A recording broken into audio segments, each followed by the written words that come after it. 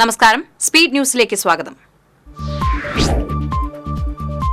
മൂന്നാം മോദി സർക്കാർ സത്യപ്രതിജ്ഞ ചെയ്ത് ഇന്ന് അധികാരമേൽക്കും.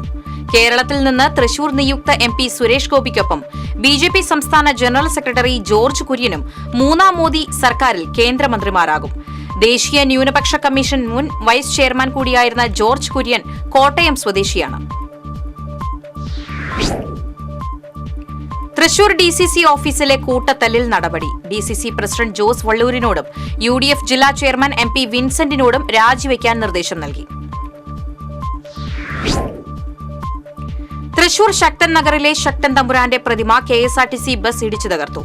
അപകടത്തിൽ 3 പേർക്ക് പരിക്കേറ്റു. തിരുവനന്തപുരത്ത് നിന്ന് കോഴിക്കോട്ടേക്ക് പോവുകയായിരുന്ന KSRTC ലോ ഫ്ലോർ ബസ് ആണ് പ്രതിമ ഇടിച്ചു തകർത്തത്. ഡ്രൈവർ ഉറങ്ങിപ്പോയതാണ് അപകടത്തിനിടയാക്കിയതെന്നാണ് പ്രാഥമിക നിഗമനം.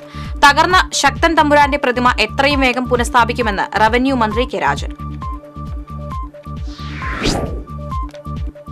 ചാഴൂർ തെക്കേ ആലിന് സമീപം നിയന്ത്രണം വിട്ട കാർ കടയിലേക്ക് ഇടിച്ചുകയറി ഒരാൾ മരിച്ചു. 2 പേർക്ക് പരിക്കേറ്റു. പഴുവിൽ സ്വദേശി വേളുക്കര ഗോപിയാണ് മരിച്ചത്. ലോട്ടറി കച്ചവടക്കാരനായ അന്തോണി, ശ്രീധരൻ എന്നിവർക്ക് പരിക്കേറ്റു. ചേലക്കരയിൽ നിയന്ത്രണം വിട്ട കാർ കടയിലേക്ക് ഇടിച്ചുകയറി. ചേലക്കര ലിസ്യു കോളേജിന് സമീപമുള്ള ഗ്ലാസ് കടയുടെ മുന്നിലേക്കാണ് നിയന്ത്രണം വിട്ട കാർ ഇടിച്ചുകയറിയത്. തൃശൂർ ശക്തൻ നഗറിലെ കോർപ്പറേഷന്റെ ജൈവവള നിർമ്മാണ യൂണിറ്റ് ശക്തൻ സ്റ്റാൻഡിലെ വ്യാപാരികൾക്കും യാത്രക്കാർക്കും ദുരിതമായി മാറുന്നു. ഈച്ചശല്യവും ദുർഗന്ധവും മൂലം പൊറുതിമുട്ടി യാത്രക്കാരും വ്യാപാരികളും. സംസ്ഥാനത്ത് ട്രോളിംഗ് നിരോധനം ഇന്ന് അർദ്ധരാത്രി മുതൽ നിലവിൽ വരും. 52 ദിവസം നീണ്ടു നിൽക്കുന്ന ട്രോളിംഗ് നിരോധനം ജൂലൈ 31 അർദ്ധരാത്രി അവസാനിക്കും. നിരവധി ക്രിമിനൽ കേസുകളിൽപ്പെട്ട പ്രതിക്കെതിരെ കാപ്പ ചുമത്തി. തെക്കുംകര സ്വദേശി കരുവപ്പാടം വീട്ടിൽ സുജിത്തിനെതിരെയാണ് കാപ്പ ചുമത്തിയത്.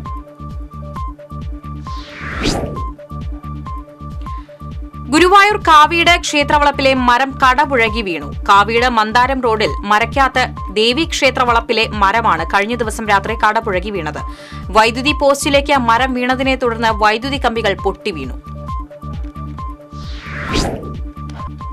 ഡിവൈഎഫ്ഐ ജില്ലാ കമ്മിറ്റി സംഘടിപ്പിച്ച all Kerala youth chess tournament തൃശൂരിൽ നടന്നു.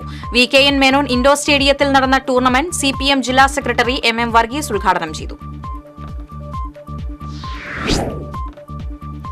ഇരിങ്ങാലക്കുട കണ്ടീശ്വരം ശിവക്ഷേത്രത്തിൽ മോഷണം. ക്ഷേത്രത്തിലെ നടപ്പുരയിലുള്ള ഭണ്ഡാരത്തിന്റെ പൂട്ടുപൊളിച്ചാണ് മോഷണം നടന്നത്.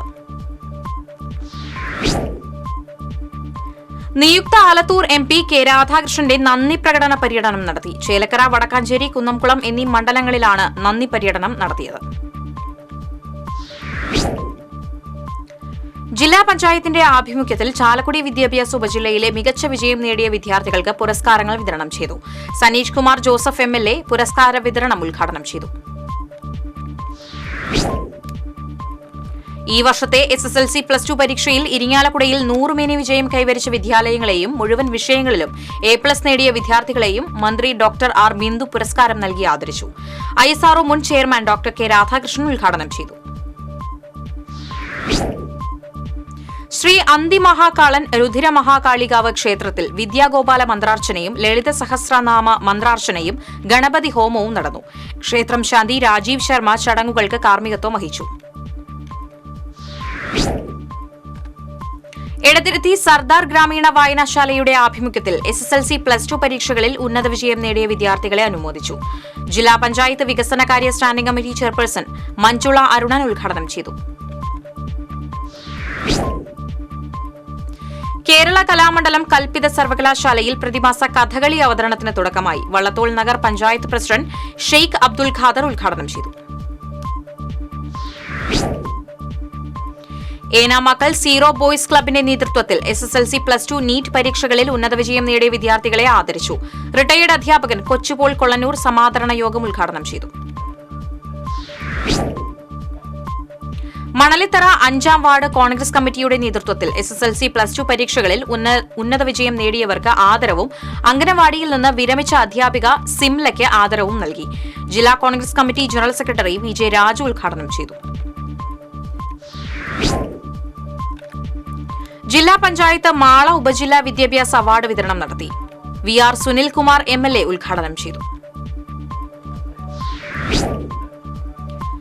സ്വാതന്ത്ര്യസമര സേനാനി ഇക്കണ്ട വാര്യർ സ്മാരക സമിതിയുടെ ആഭിമുഖ്യത്തിൽ ഇക്കണ്ട വാര്യർ അനുസ്മരണ സമ്മേളനം സംഘടിപ്പിച്ചു. ഇടക്കുന്നിയിൽ നടന്ന അനുസ്മരണ സമ്മേളനം Gandhi Darshan working chairman PK Rajan ഉദ്ഘാടനം ചെയ്തു.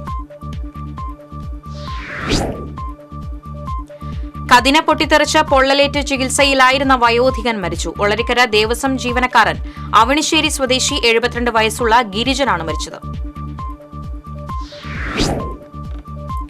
പാവറട്ടി സാന്റ് ജോസ് ഹോസ്പിറ്റലിന്റെ നേതൃത്വത്തിൽ നിർധനരായ രോഗികൾക്ക് വേണ്ടി സൗജന്യ അസ്ഥിരോഗ നിർണയ ക്യാമ്പ് നടത്തി. പാവറട്ടി, എളവള്ളി, മുല്ലശ്ശേരി പഞ്ചായത്തിലെ നിരവധി രോഗികൾ ക്യാമ്പിൽ പങ്കെടുത്തു. മനുഷ്യന്റെ ആവാസ വ്യവസ്ഥയെ തകർത്തുകൊണ്ടുള്ള പരിസ്ഥിതി പ്രവർത്തനങ്ങൾ നാടിനാപത്താണെന്ന് പെരിങ്ങാട് കാത്തലിക് അസോസിയേഷൻ സംഘടിപ്പിച്ച പരിസ്ഥിതി സംരക്ഷണ സെമിനാർ മുന്നറിയിപ്പ് നൽകി. Peringad Saint Thomas church priest in charge father Sajil Kannanakkil പരിസ്ഥിതി സംരക്ഷണ സെമിനാർ ഉദ്ഘാടനം ചെയ്തു.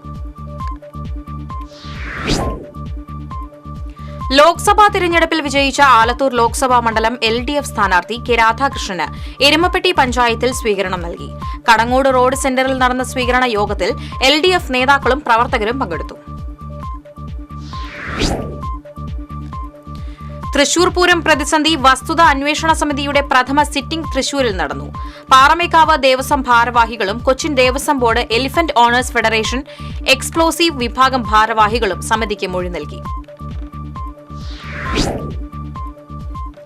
വടക്കേ കാരമുക്ക് സെന്റ് ആന്റണീസ് ദേവാലയത്തിലെ ഊട്ടുതിരുനാൾ ആചരിച്ചു. തിരുനാൾ ദിവ്യബലിക്ക് ഫാദർ സിജു മുരിങ്ങാത്തേരി മുഖ്യ കാർമ്മികത്വം വഹിച്ചു. ചേർപ്പ് നവരശ്മി ബാലജന സഖ്യം പരിസ്ഥിതി വാരാചരണത്തിന്റെ ഭാഗമായി ഹരിതം പദ്ധതിക്ക് തുടക്കമിട്ടു. ചേർപ്പ് മഹാത്മാ മൈതാനിയിൽ നടന്ന ഹരിതം പദ്ധതി പരിസ്ഥിതി പ്രവർത്തകൻ VK ശ്രീധരൻ ഉദ്ഘാടനം ചെയ്തു. ഇതോടെ സ്പീഡ് ന്യൂസ് സമാപിക്കുന്നു. നമസ്കാരം.